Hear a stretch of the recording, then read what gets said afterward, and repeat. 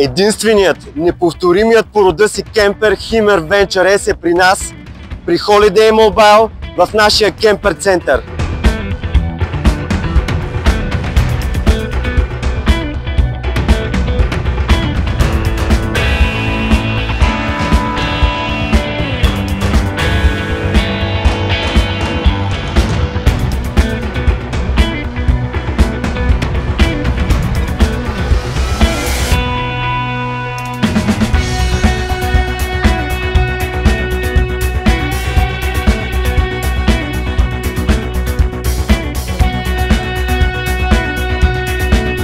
Каквото и да кажем за този кемпер ще е недостатъчно, но ще се опитаме да представим някои от неговите качества. Himmer Venture S е стъпил на базата на Mercedes Sprinter с постоянно задвижване на 4-те колела, 190 конски сили, 9-степенна автоматична скоростна кутия, офроуд пакет, подсилен преден мост. High Performance предни фарове, 44 инча LED бар. Специален пакет на черни алуминиеви 18-цолови джанти.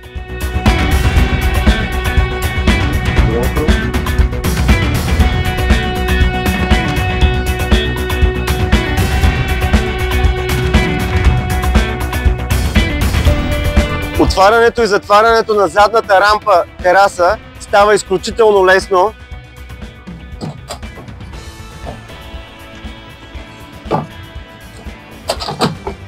Стълба, изтегляща се, която води към терасата. И също се прибира по много лесен начин. А сега затваряме платформата.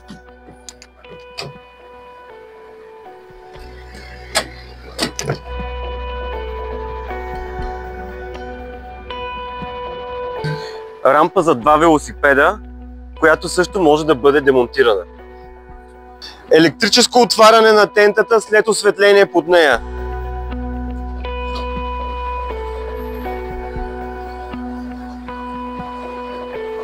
Както знаем, отоплението и бойлерът са на дизел Truma Combi DE, така че тук има място само за една газова бутилка, което е напълно достатъчно. Реално бутилката се използва единствено за газовите котлони. От тук се зарежда чистия резервоар, има външна връзка газ. Външен душ. Тук в двойния под е интегриран климатик на Truma и инвертор.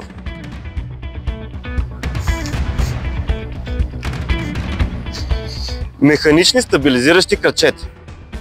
Теглич, който се сваля буквално за една секунда. Привет, Косио, да не видя си Home Office. Аз не съм Home Office, аз съм Motor Home Office в новия Venture S. Искаш ли да си прибера много бързо офис? Става много лесно.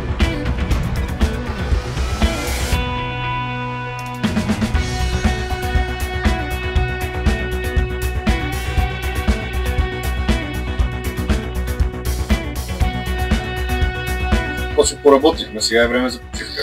Време е да си починем в тази уютна трапезария. Масата пада надолу и трапезарията се конвертира в едно удобно легло за двама души. Имаме панорамни прозорци с затъмнение. Имаме штора и комарник. Задната стена пада надолу, прозорецът се отваря нагоре и създава усещане, че си на яхта. Това е страхотно. Така изглежда трапезарията, трансформирана на легло. Venture S предлага и проектор.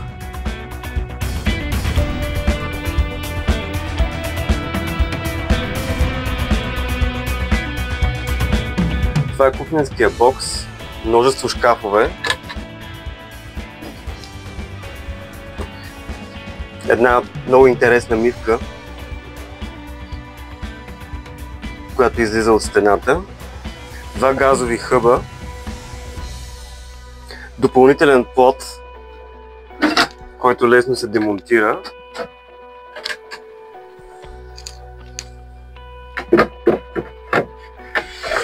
И се слага тук. Компресорен хладилник, вграден на 12 волта.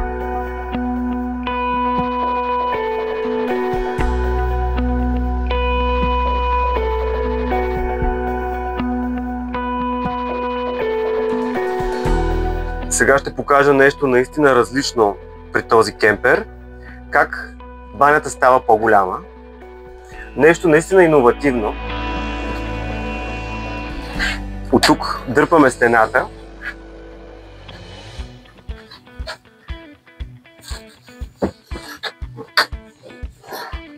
Тази конзола идва насам и се получава една доста прилична душ кабина.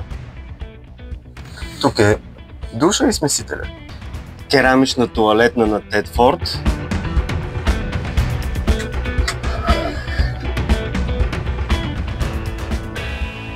Резервоарите за чиста и за мръсна вода са интегрирани в двойния под, т.е. те са отопляеми. Има филтъри за питейна вода, патент на Химер. Това е контролното табло за горното легло. Съответно, от тук се отваря и се пълни с горещ въздух, а от тук обратното с вакуум издърпва въздуха.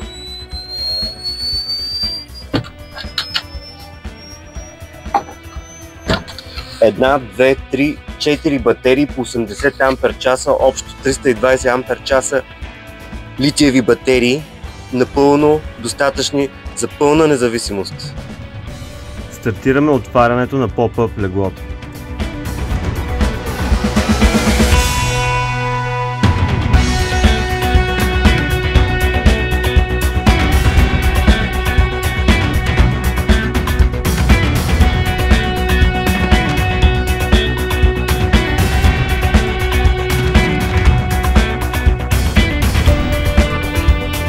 И сега може би едно от най-впечатляващите неща за Venture S, патент на Venture S. Това е поп-ъп леглото или леглото, което е на тавана. Това са стълбите, които водят към него. От тук има управление за топло и студено от климатика. Доста е просторно тук. Има си LED лента и панорамна гледка, високо.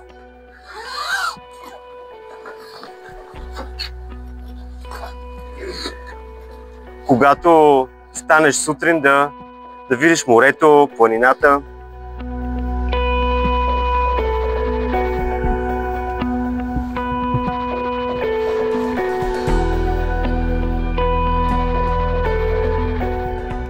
След като системата напомпи стените с горещ въздух, системата помпи и дюшекът.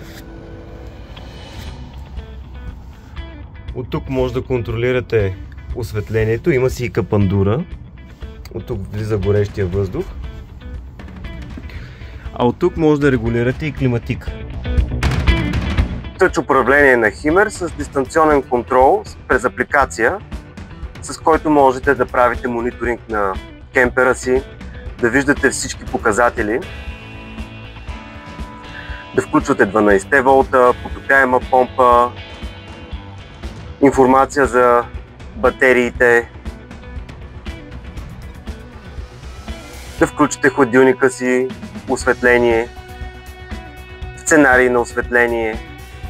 От тук може да се отвори поп-ъп леглото на тавана, съответно и да се свали, да се пусне бойлерът, отоплението, съответно той е на дизел и на електричество и други екстри. Табло на Mercedes Sprinter, всички пакети и асистенти за комфорт на водача са на лице, мултимедия и навигация на Mercedes Sprinter, штори за затъмняване на челното стъкло и на шофьорската кабина. За първи път в България, за да видите този неповторим кемпер, заповядайте в нашия шоурум София, Самоковско шосе 95, Химер, България.